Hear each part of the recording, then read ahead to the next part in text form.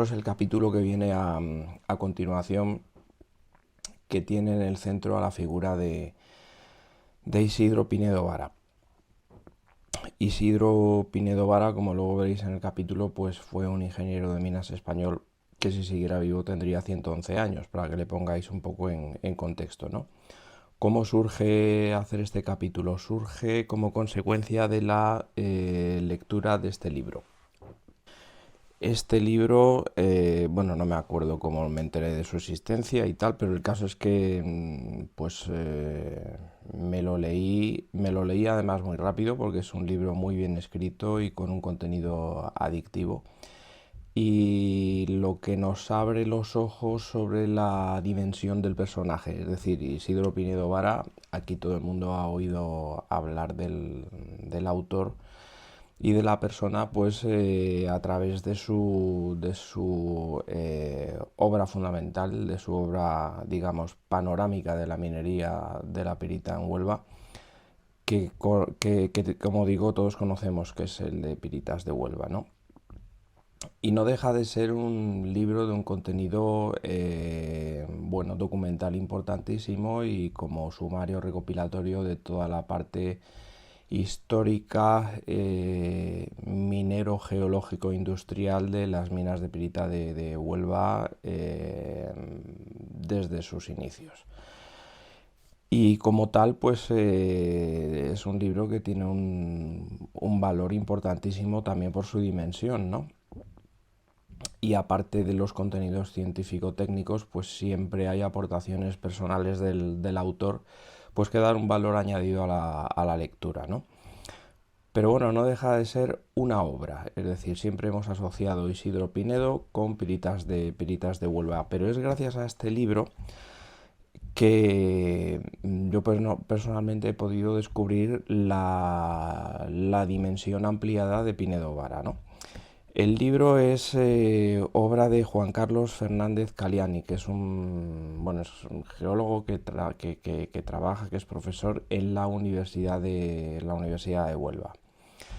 A través de Pepe Suárez me puse en contacto con él, y entonces este verano, a finales de julio me parece que fue, quedamos en Calañas para comer, y a continuación fuimos a Sotiel. Bueno, no nos conocíamos previamente y bueno, pues fue una charla muy agradable, pero es una charla en la que, como veréis a continuación, pues se va un poco al detalle de pincel fino de muchas de las cosas, muchas de las cosas que se cuentan en el libro, porque lo que yo estoy contando ahora no son más que brochazos del personaje. La dimensión, como digo, de Pinedo Vara fue fundamental en el desarrollo minero industrial de la provincia de Huelva, es decir, aun siendo el de Cuenca, pero como cuando empezó con sus cometidos profesionales en el Ministerio de Industria, porque él, como ingeniero de minas, entró en el cuerpo del Estado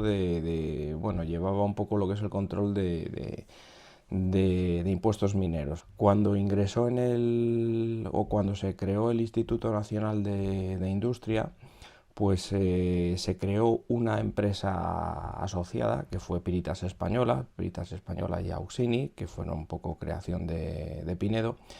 Y esta empresa, o al amparo de esa empresa, utilizándola como paraguas, pues se desarrollaron investigaciones y proyectos de contenido técnico en toda esa zona de trabajo tan importante, ¿no? Y desde esa posición, pues tuvo oportunidad de promover y participar en el desarrollo de muchos de los proyectos que luego han tenido consecuencias en la industria minera de la provincia de Huelva, ¿no? Juan Carlos Fernández Caliani, la verdad es que es una persona educadísima, porque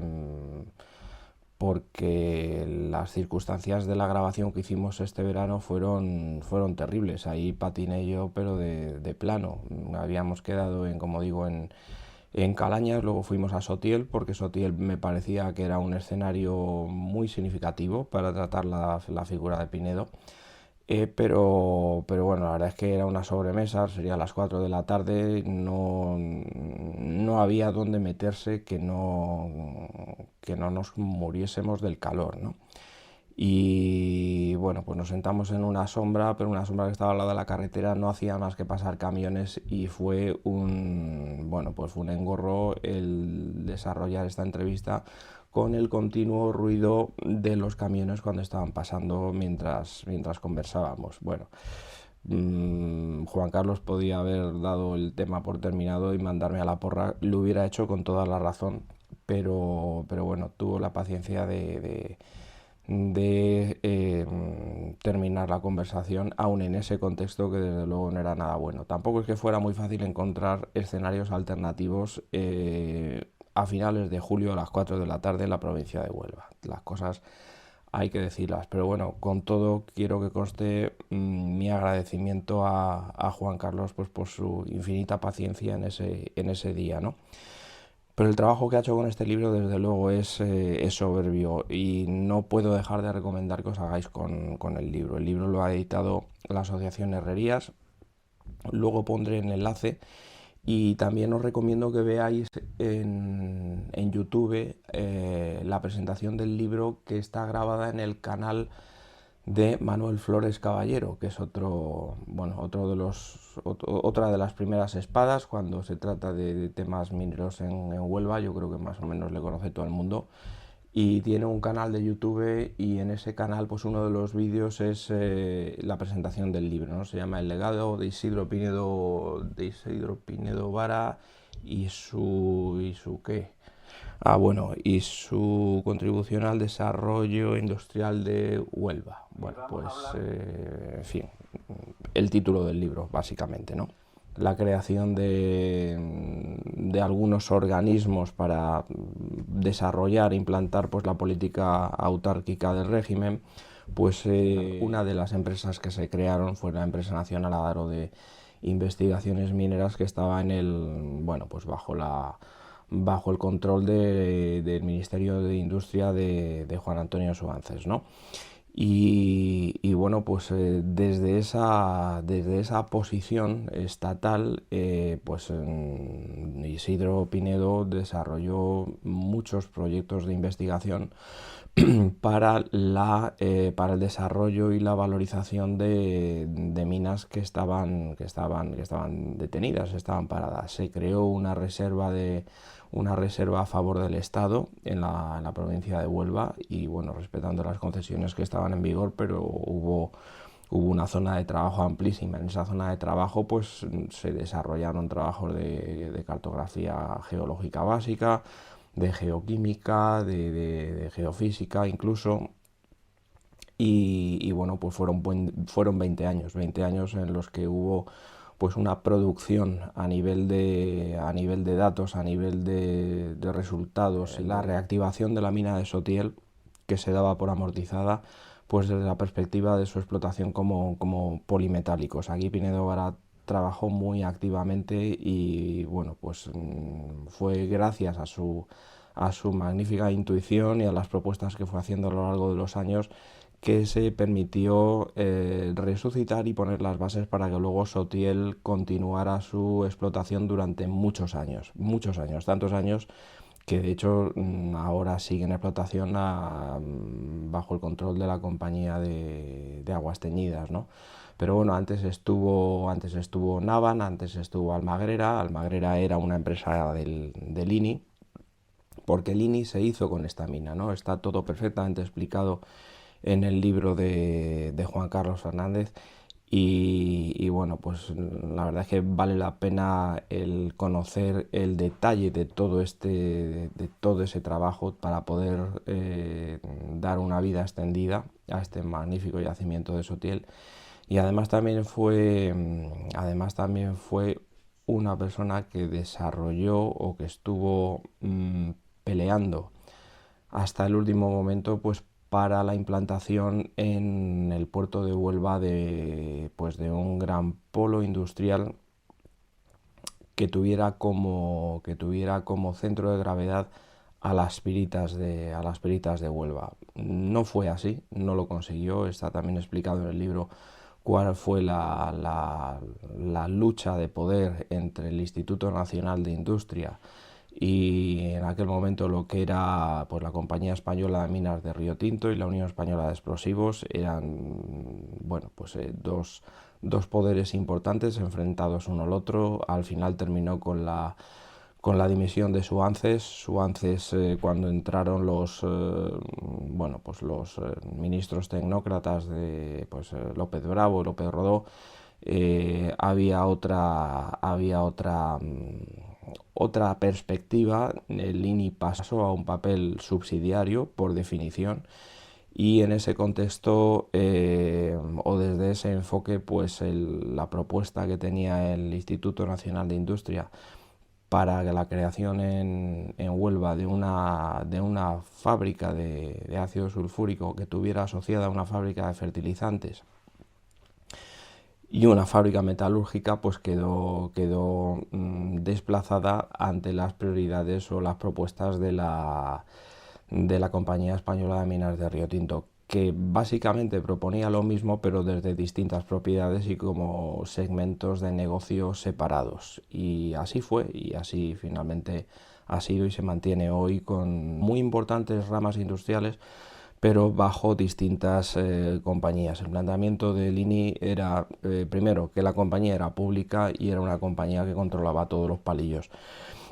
Daros cuenta que el ácido sulfúrico siempre ha sido una materia prima, eso por definición, pero además una materia prima fundamental, porque de ella depende la industria de los fertilizantes. Es decir, ya in illo tempore estaba la propuesta de los ingenieros españoles de aprovechar o de conectar el negocio de las piritas de Huelva con las fosforitas de Logrosán a través de un ferrocarril.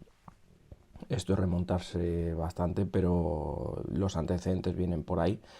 Los fosfatos de Logrosán, si no eran los de Logrosán por un tema de reservas, pues se podía contar con los fosfatos de Marruecos, interminables, y con las potasas de Navarra. Ese era un poco el triángulo, pero además se proponía el aprovechamiento metalúrgico de las cenizas de la tostación de las piritas, pues porque esas cenizas tienen una colección de metales que en contenido bajo, pero de un interés económico indiscutible. Y hay muchos de los desarrollos que se hicieron en el INI a escala de planta piloto, pues era la ocasión para pasar a la escala industrial de los números grandes. Sin embargo, como digo, se quedó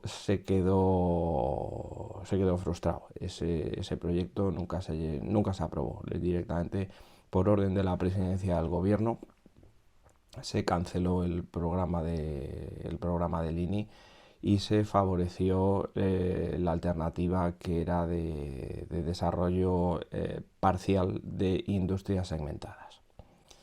Esto fue un disgusto profesional para todos los que participaron en la propuesta del INI, evidentemente, pero en la vida no siempre todos son éxitos, y muchas veces hay que conformarse con haber participado de valiosas contribuciones en aspectos parciales de la industria. Bueno, yo creo que esa fue un poco la conclusión con la que desde un punto de vista muy pragmático, Pinedo Vara se quedó, y creo además que hizo lo correcto. El libro está trufado de citas literales del autor, apasionantes. ¿Por qué? Pues porque, como todas las personas que pertenecen a esa generación donde había bueno, pues una capacidad de expresión escrita muy potente, con una riqueza de vocabulario, una capacidad para la ironía o para decir sin mencionar expresamente, bueno, hace de la lectura un pasatiempo maravilloso. Y hay muchos ejemplos en el libro de lo acontecido en la vida profesional de Pinedo Vara, que evidentemente pues ha visto y ha pasado por muchísimas experiencias, y algunas de ellas son interesantísimas, pero tampoco las voy a contar. Os compráis el libro y lo veis por vuestros medios. Yo simplemente os invito a que lo hagáis, porque de lo contrario es que renunciaríais a descubrir la dimensión completa de Isidro Pinedo Vara, y vale la pena conocerla porque creo que la provincia de Huelva en general y el oficio de la minería debe mucho a este hombre. Isidro tenía también una faceta poco conocida, a excepción de sus familiares y allegados, que estuvo durante más de 6 años pagando los estudios a los niños, a los estudiantes de su pueblo natal, de Puebla de Almenara, contribuyendo así a la formación de esos estudiantes cuyos padres no tenían recursos, y también a algunos estudiantes de la Ingeniería Técnica Minera de Huelva. Era una persona muy querida no solamente por su conocimiento y su trayectoria profesional, sino también por estas cualidades humanas que tenía. Como prueba del cariño y del reconocimiento a toda esa labor profesional y humana, pues el Ayuntamiento de Calañas y la empresa Minas de Almagrera pues levantaron este monolito en su honor. Fue erigido en 1996, un año después de la fecha de su fallecimiento, y sus cenizas fueron después depositadas aquí a los pies de su busto.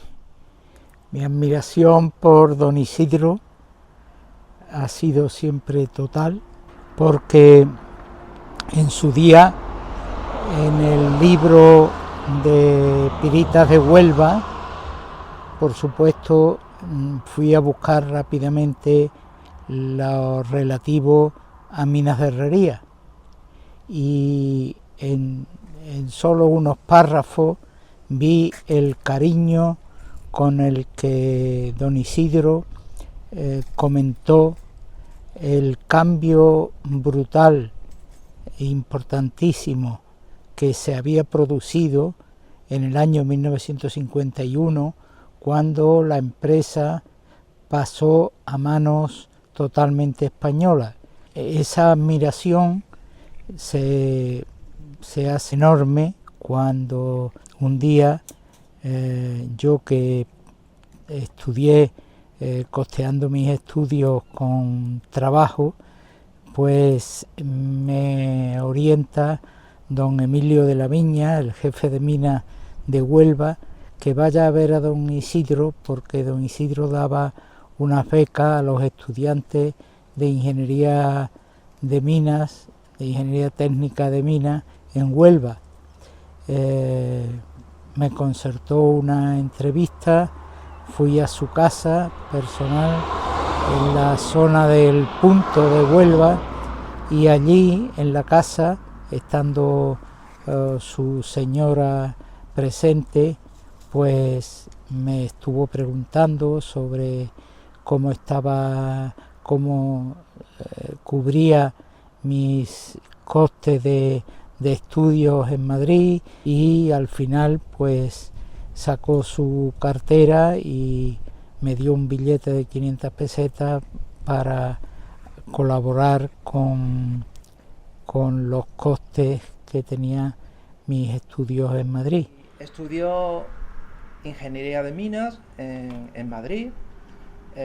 Tuvo que cortar la carrera porque le pilló la guerra civil, y ya una vez que pasado el conflicto bélico, pues retomó la carrera y terminó los estudios, realizando su proyecto fin de carrera, la mina El Antolín, era una mina de la Sociedad Minero-Metalúrgica Peñarroya, en la cuenca carbonífera del Guadiato. Allí hizo su trabajo fin de carrera.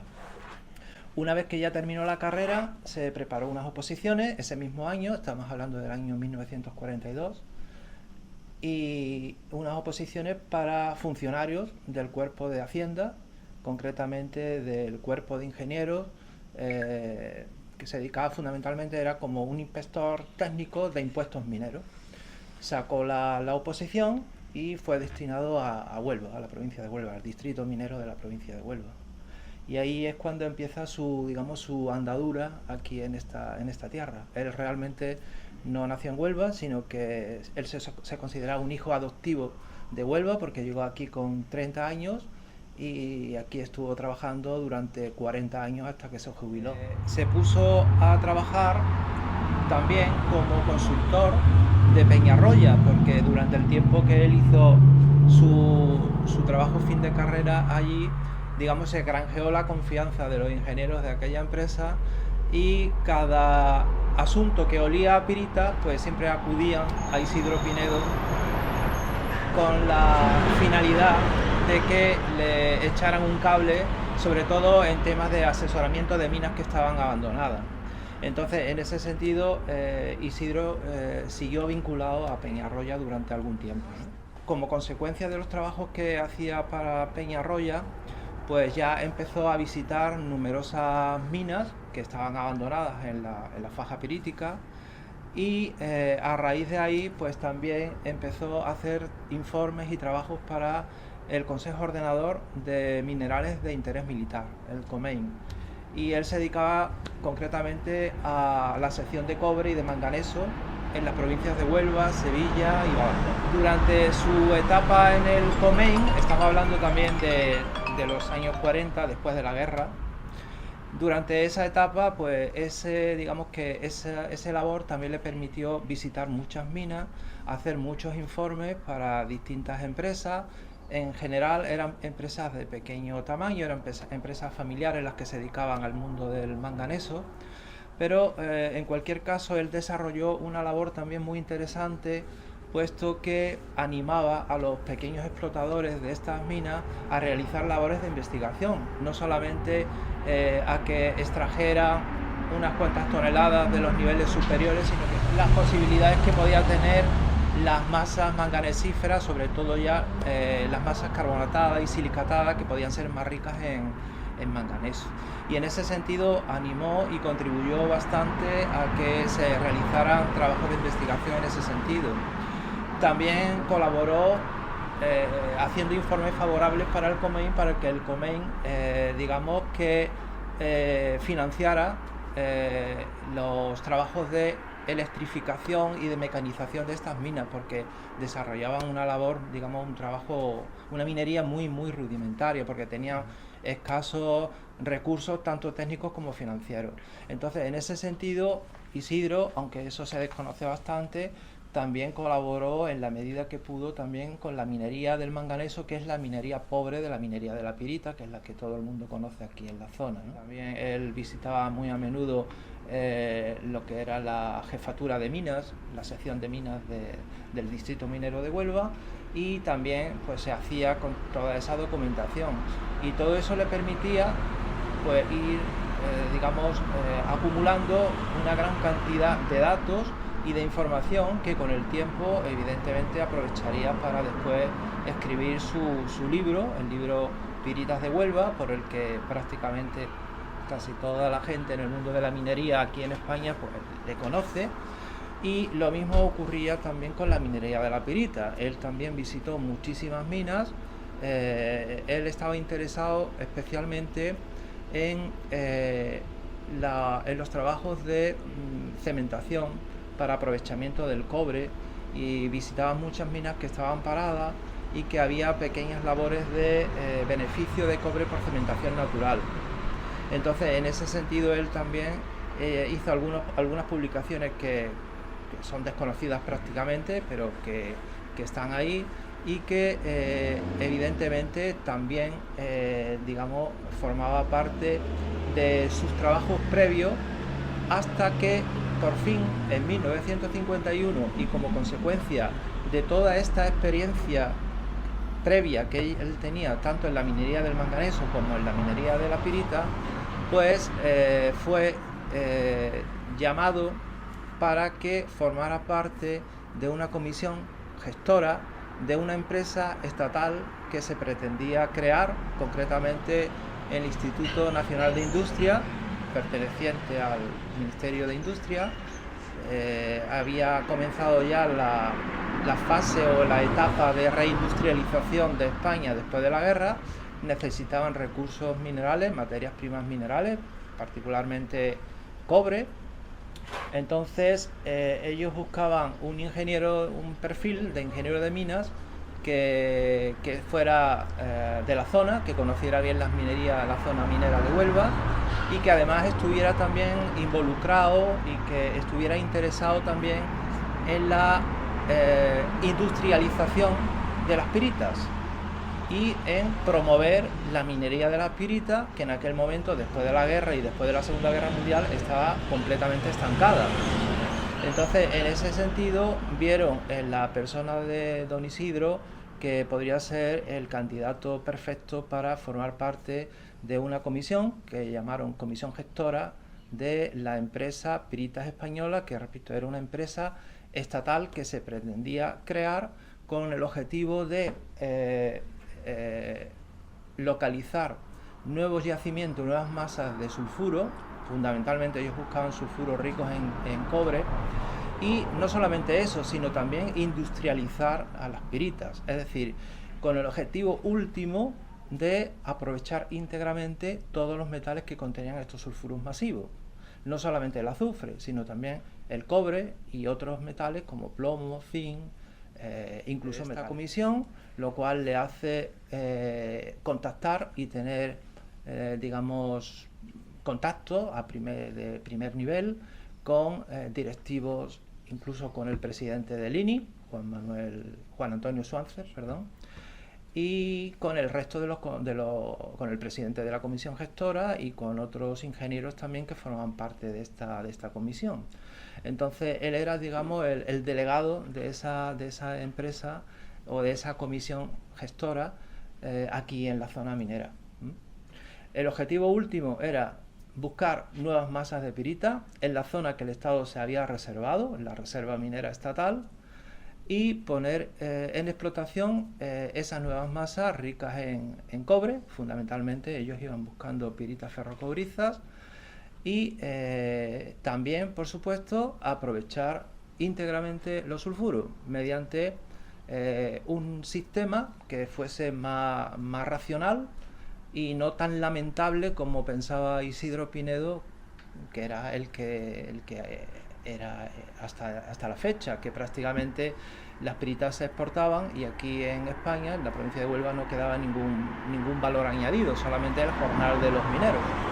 Yo creo, Juan Carlos, que esto es importante ponerlo en el contexto de aquel momento, ¿no? Es decir, el INI se crea en el año 41, si no recuerdo mal, pero bueno, son 2 años después de terminar la guerra. Entonces es un país devastado por la guerra civil y, claro, lógicamente lo que había que hacer, teníamos que comer, los españoles teníamos que comer. Entonces es la política de los pantanos y la política de los fertilizantes naturalmente. Entonces, claro, el tema de las piritas aquí formaba parte del primer plato, por eso se crea el Instituto Nacional de Industria, y dentro del INI la primera empresa que se creó fue Adaro. Adaro, efectivamente. El INI entendió que la pirita, digamos, que conjugaba la esencia y los principios fundamentales de la economía autárquica, que era el sistema económico que se había implantado en el primer franquismo después de la guerra civil.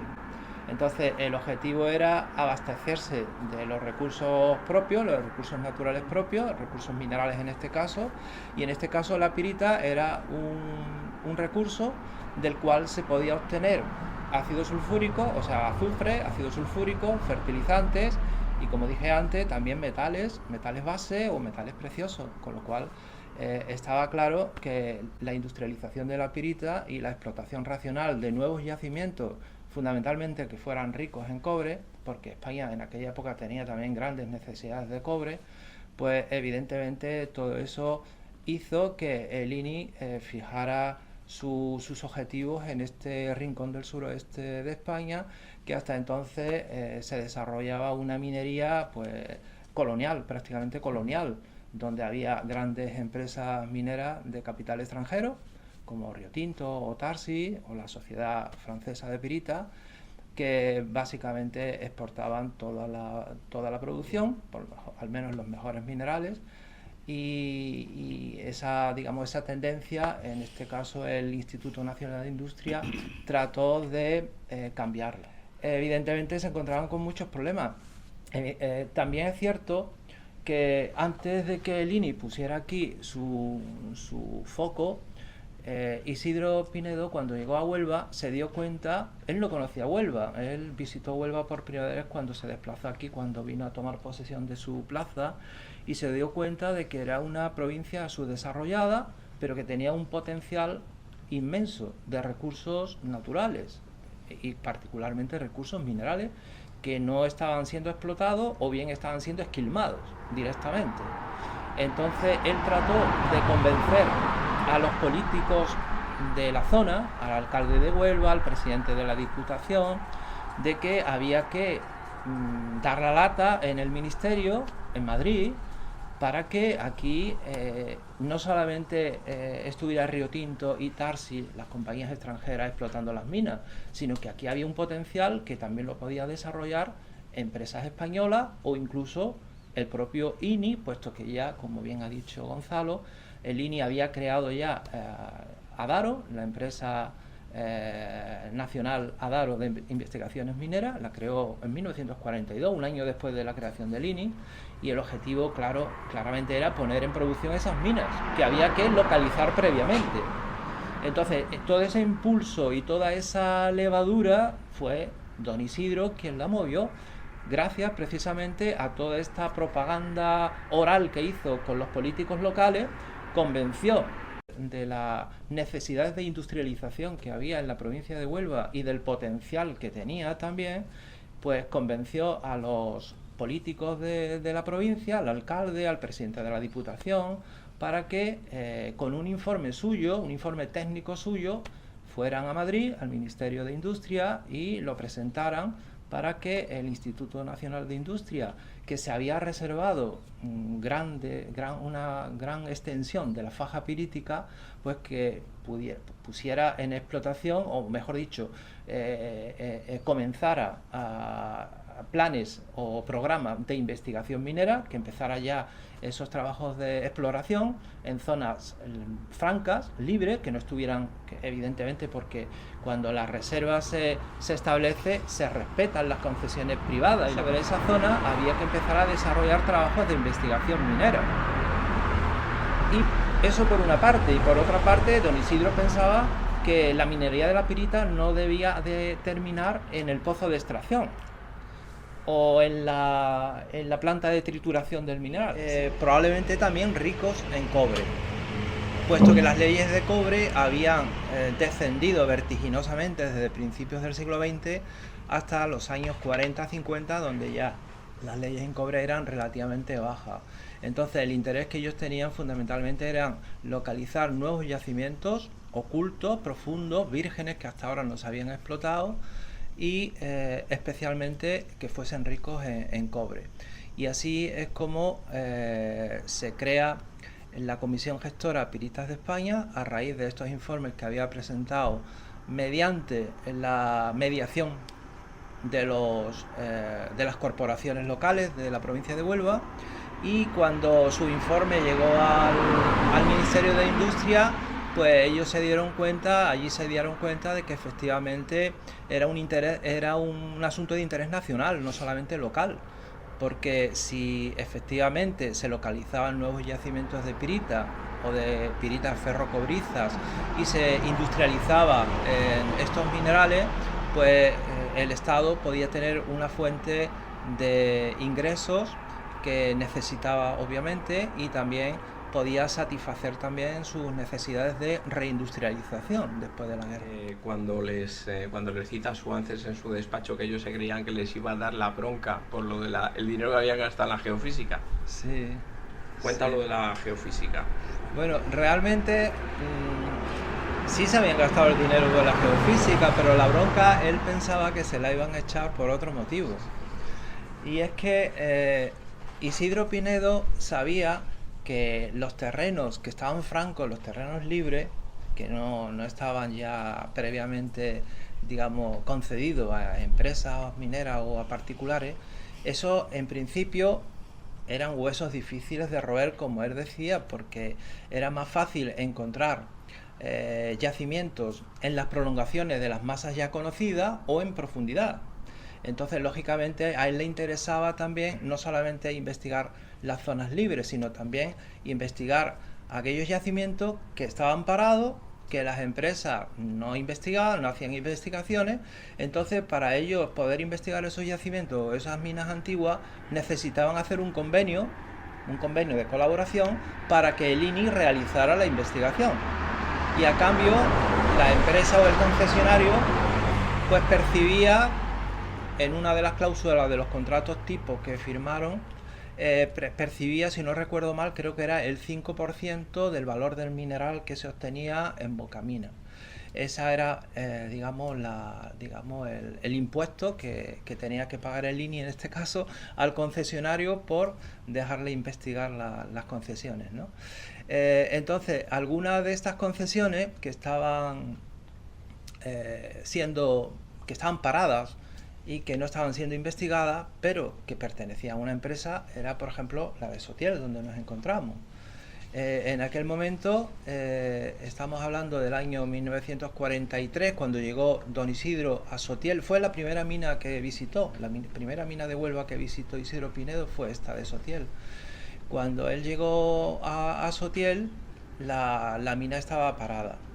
La mina había sido vendida por la compañía inglesa Alkali, que la paralizó en 1939, y la había vendido en unas condiciones económicas muy ventajosas a una empresa española que era la Unión Española de Explosivos, que era una empresa que no tenía vocación minera realmente. Ellos estaban interesados en una fábrica de explosivos que habían instalado en La Torerera, que es una pequeña mina también de pirita que está cerca de Sotiel.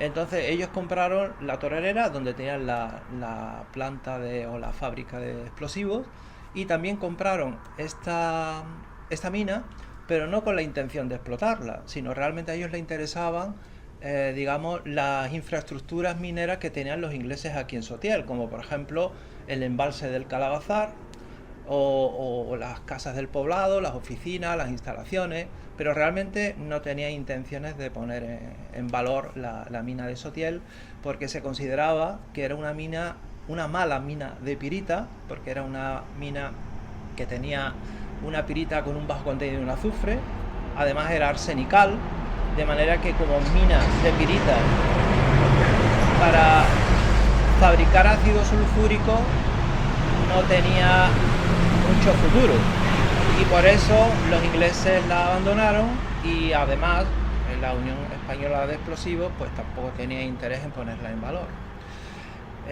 Pero Isidro, con su intuición y su altura de mira, porque es la realidad, él se dio cuenta, visitando algunos de los residuos de la tostación de la pirita, que los portugueses, porque antes de los ingleses esta mina fue propiedad de una compañía portuguesa a finales del siglo XIX. Los portugueses se la vendieron a los ingleses, y en aquella época los portugueses hacían tostaciones de pirita al aire libre y dejaban una ceniza de tostación, los morrongos, que quedaron abandonados en la zona. Entonces Isidro, como siempre estaba zascandileando por ahí, estaba tomando muestras, un día le llamó la atención los morrongos, los analizó y se dio cuenta que tenía del orden de un 4% de plomo. Entonces él, como tenía conocimientos bastante avanzados de química, incluso de metalurgia, él se dio cuenta de que eso realmente no era una pirita común, puesto que había ahí una ceniza de tostación de una pirita que tenía un 4% de plomo. Por otra parte, también dedujo que probablemente ese sulfuro, ese mineral primario que había sido tostado, era un mineral complejo, que probablemente era un mineral polimetálico, que tenía, además de pirita, podía tener calcopirita, galena, esfalerita, es decir, minerales de cobre, plomo y zinc.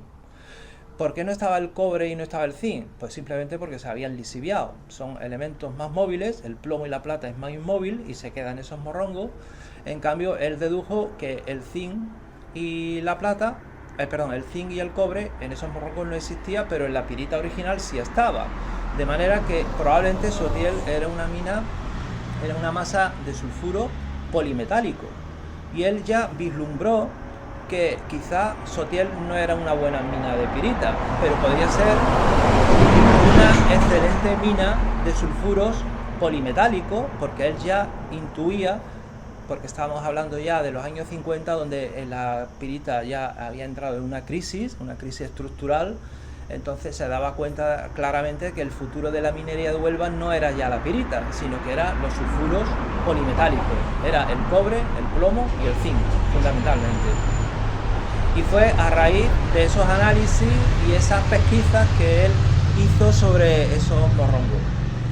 Después también se dio cuenta, aparte a la vista de los planos, de los mapas que habían dejado los ingleses en las oficinas cuando abandonaron las instalaciones,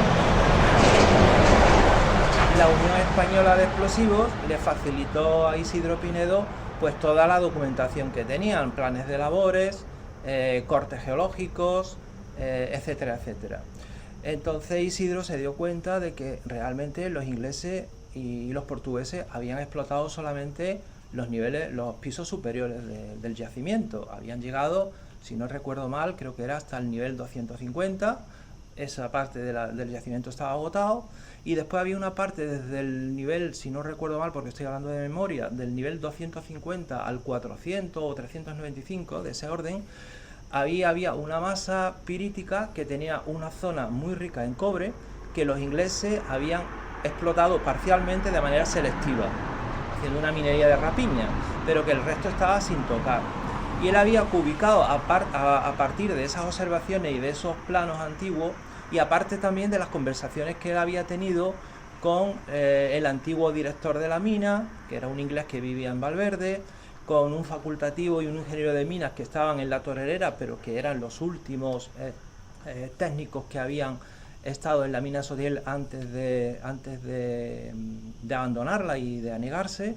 Y entonces, aparte de toda esa información documental, cartográfica y también oral que le habían transmitido estos técnicos, pues él tenía la convicción de que esa masa cobriza podía prolongarse en profundidad perfectamente y que eso no estaba investigado. Entonces él claramente se dio cuenta de que Sotiel podría ser una mala mina de pirita, pero que podía tener un gran futuro, pero para eso había que estudiar, que investigarla. Y la Unión Española de Explosivos no tenía ningún interés. Esa fue la razón por la cual él se puso en contacto con los directivos de esta empresa para firmar un convenio de investigación para que el INI pudiera investigarlo. El INI, a través de Adaro, pudiera investigar Sotiel. Y así fue, aunque hubo muchas vicisitudes, porque al principio los de explosivos pues exigían que el 5% que estaba estipulado en los contratos del INI con los concesionarios era un valor muy bajo para ellos. Entonces había otra empresa que tenía intereses mineros en Cartagena, que le daba más, le daba no sé si el 10 o el 12%. Entonces la Unión Española de Explosivos le dijo al INI claramente que prefería que cederle los derechos de la mina a esta empresa del distrito de la Unión antes que al INI, puesto que el importe que le iba a pagar era mayor. Entonces eso evidentemente fue una gran decepción para Isidro. Además, el INI también es verdad que tenía un papel subsidiario en este sentido, que no podía hacer la competencia a otras empresas mineras. Si no había nadie que estuviera interesado en investigarlo, el INI sí podía meter ahí la cabeza, pero si no, tenía que dejar las manos libres, ¿no? Pero claro, esta empresa de la Unión no hacía nada tampoco, y al mismo tiempo la Torerera, que era una mina que daba trabajo a la gente de Calaña, y las minas de manganeso que había aquí en el término municipal de Calaña, había varias decenas de minas de manganeso de las que vivían muchas personas. Pues todas esas minas fueron siendo abandonadas, fueron cesando su actividad, con lo cual iba creando una bolsa de desempleados enorme en el término municipal de Calaña. Entonces la gente más joven sobre todo, pues se tenían que emigrar y el pueblo se estaba quedando pues prácticamente sin habitantes.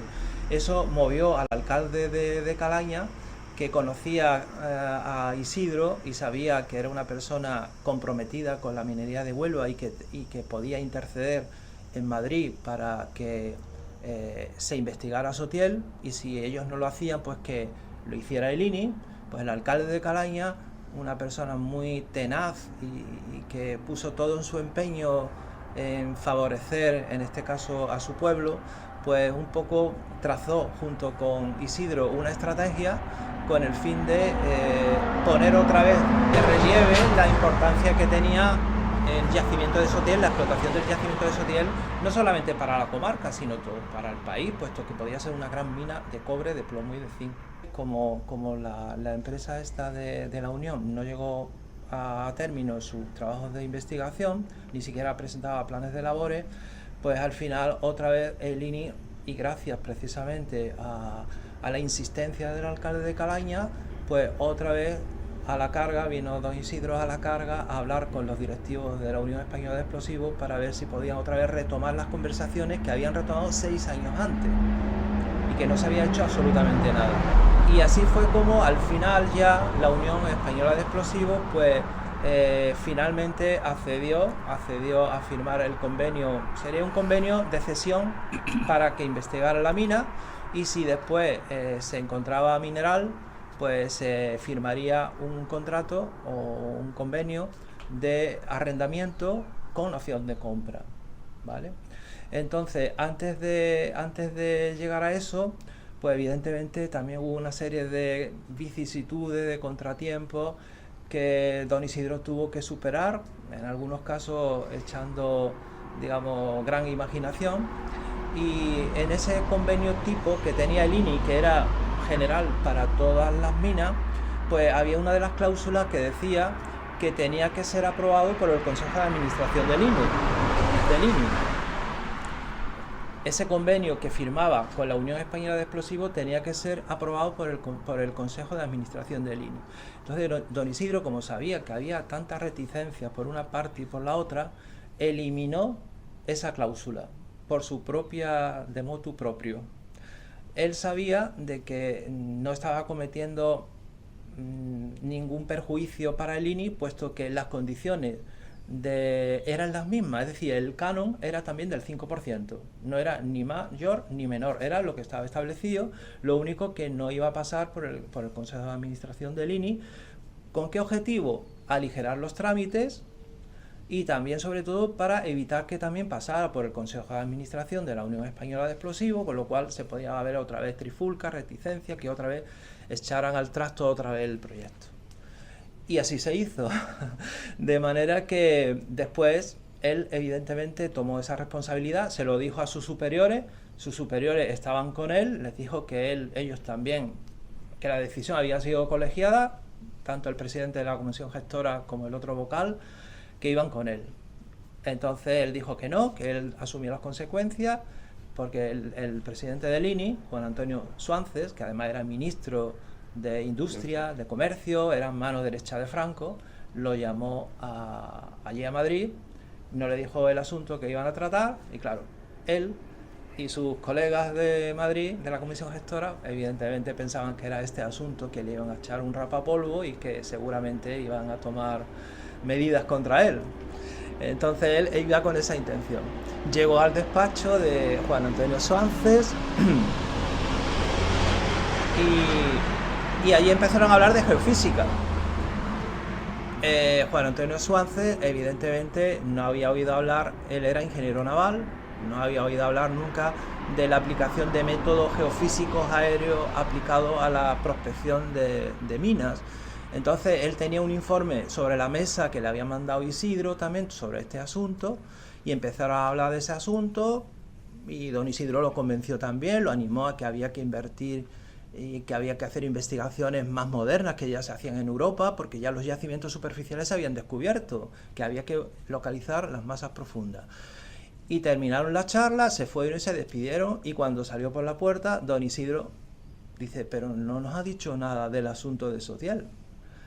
Y el hombre, como se quedó así tan preocupado, pues volvió, llamó otra vez a la puerta: don Juan Antonio, que veníamos aquí a que usted nos iba a echar una bronca por un rapapolvo, por la situación esta de la supresión de la cláusula del convenio de Sotiel con la Unión Española de Explosivos, de que habíamos eliminado esta cláusula para aligerar los trámites. Y dice: ah, sí, le dijo Juan Antonio, esto yo lo sé de buena tinta porque todo esto quedó grabado en una cinta sonora.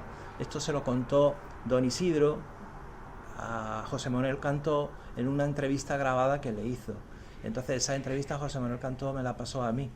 Entonces por eso lo cuento como si yo lo hubiera vivido realmente, porque es como si él me lo hubiera contado a mí. Entonces Juan Antonio Suárez le dijo: ah, sí, los abogados del Estado, esa jauría, me habían hablado de este tema. Sí, sí, es verdad, pero vaya usted tranquilo, que yo en su lugar hubiera hecho lo mismo. Y así se firmó el convenio de investigación de Sotiel con la Unión Española de Explosivos. Así fue. Gran éxito profesional en su vida, el dar la continuidad, extender la longevidad de Sotiel. Efectivamente. Bueno, realmente, como decía Isidro Pinedo, Sotiel no había sido descubierta porque el yacimiento ya se conocía.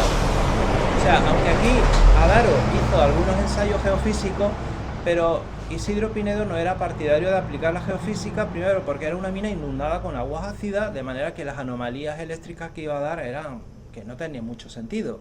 Para él el sentido era comprobar si la masa principal del yacimiento, y sobre todo esa zona, esa beta cobriza enriquecida en calcopirita que estaba encajada dentro de la masa de pirita, si esa masa se continuaba en profundidad por debajo del nivel de explotación de los ingleses. Esa era su principal idea.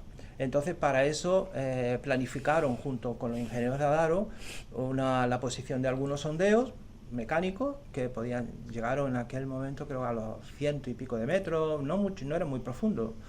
Entonces cortaron mineralizaciones interesantes y eso fue lo que ya le animó a seguir. Después, una vez que ya habían ejecutado una pequeña campaña de sondeo y que se habían percatado de que se estaban cortando mineralizaciones ricas en cobre, en plomo y en zinc, minerales que ya Isidro lo estaban buscando, ya eran minerales que eran buscados por él, pues ya él propuso, porque la masa evidentemente que a él le interesaba estaba ya a profundidades superiores a 300 metros. Entonces él consideraba, sobre todo porque los sondeos que se estaban haciendo desde superficie eran sondeos que sufrían grandes desviaciones y eran muy costosos, porque para llegar a la masa tenía ya que superar los 300 metros o más de profundidad.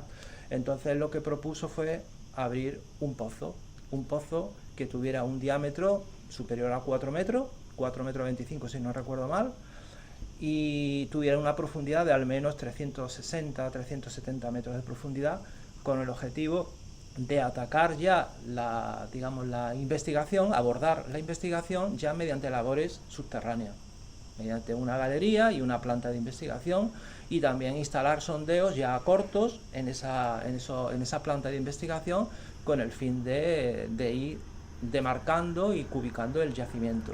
Y conforme iban haciendo nuevos sondeos y conforme iba avanzando el pozo de investigación, pues iban encontrando más y cada vez más mineral. Y ya cuando terminaron el pozo de investigación, el Pozo Isidro, que después se llamó en su honor así, pues si no recuerdo mal, ya habían cubicado del orden de 10 millones de toneladas de pirita. Y todavía estaban prácticamente en una fase incipiente de investigación. Quiero decir, de pirita compleja, porque prácticamente el 80% de la masa eran sulfuros complejos.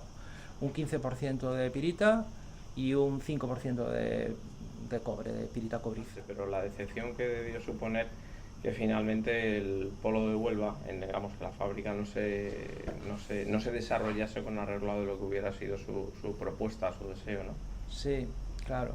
Eso para él fue una gran decepción, porque él confiaba que los planes mineros y también los planes industriales que el INI venía desarrollando desde hacía 20 años, desde que se creó la comisión en 1951, la comisión gestora en 1951, hasta 1964, si no recuerdo mal, que es cuando se aprueba el Polo de Promoción Industrial de Huelva, más de 20 años, ellos estuvieron trabajando duramente. Don Isidro era el director de la división minera, pero después había una división industrial en Madrid que la dirigía el profesor Ángel Bián, que era un magnífico catedrático de química industrial, que después fue rector de la Universidad Complutense.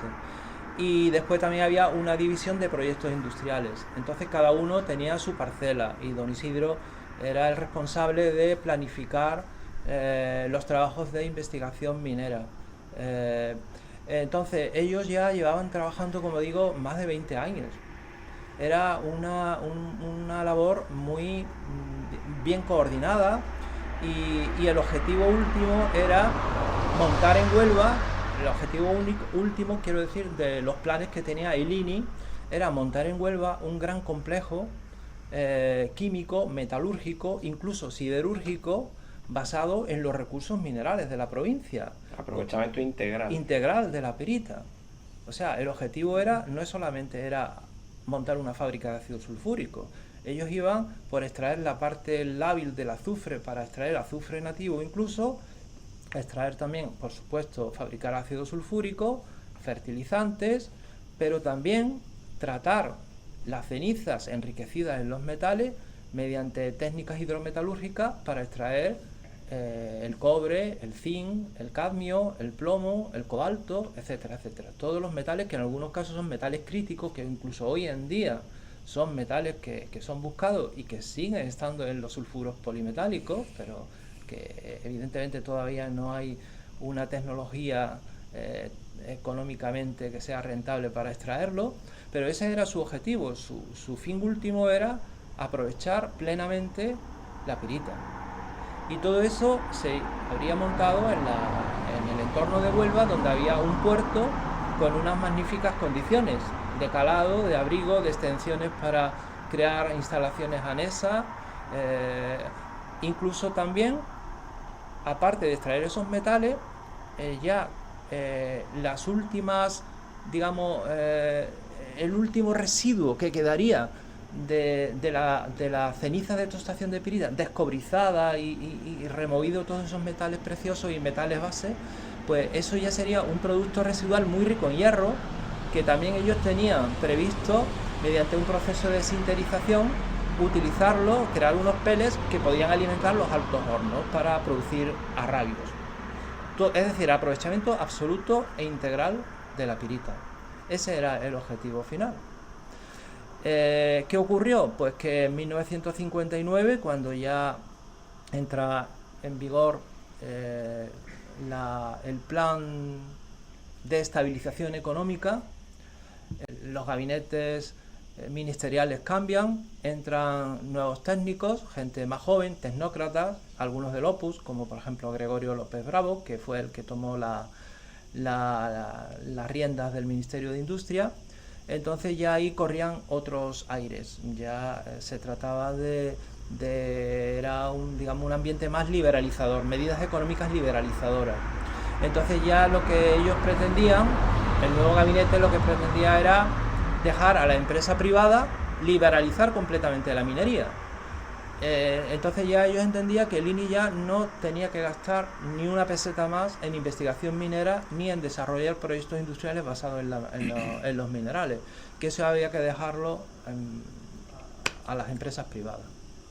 Entonces todo ese baje, ese esfuerzo y esa ilusión que tenían Isidro Pinedo, Ángel Bián y todos sus colegas, pues evidentemente hicieron que evidentemente se llevaran una gran fiasco, en el sentido que no se pudieron llevar a cabo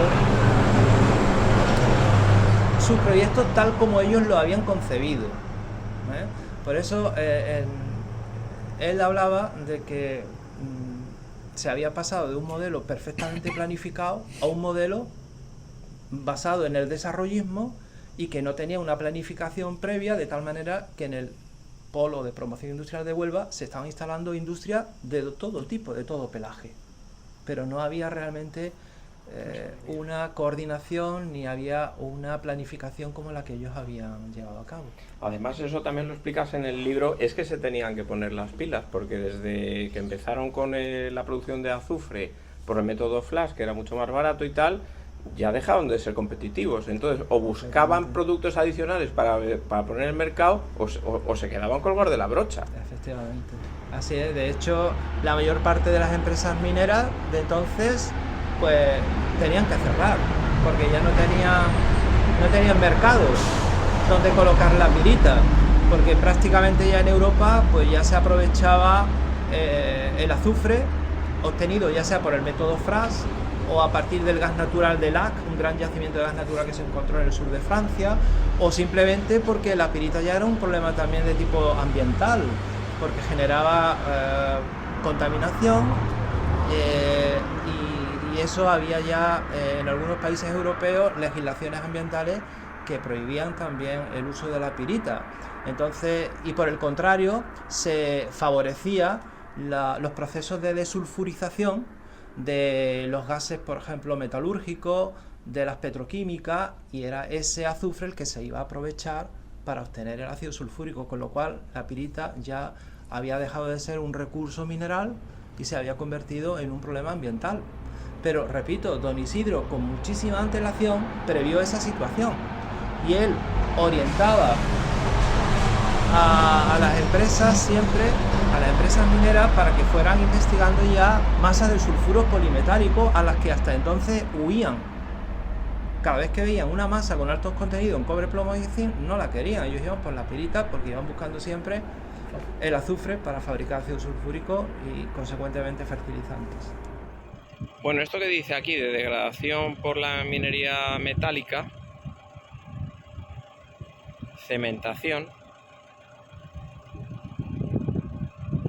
Vale, cementación se refiere al canaleo, que es la precipitación de cobre metal con chatarra de hierro, pues por las soluciones sulfatadas que salen de las minas. La cementación y las instalaciones de canaleo son patrimonio a proteger, no a restaurar. Aquí detrás de mí, joder, no veo nada, todos los carriles paralelos de los distintos canales para precipitar el cobre. Bueno, ferralla para alimentar la instalación de canaleo para precipitar el cobre metal. Bueno, aquí estoy encima de una piedra sulfatada. Esta cámara se supone que es sumergible. Vamos a comprobarlo. A ver. Para allá vas, macha.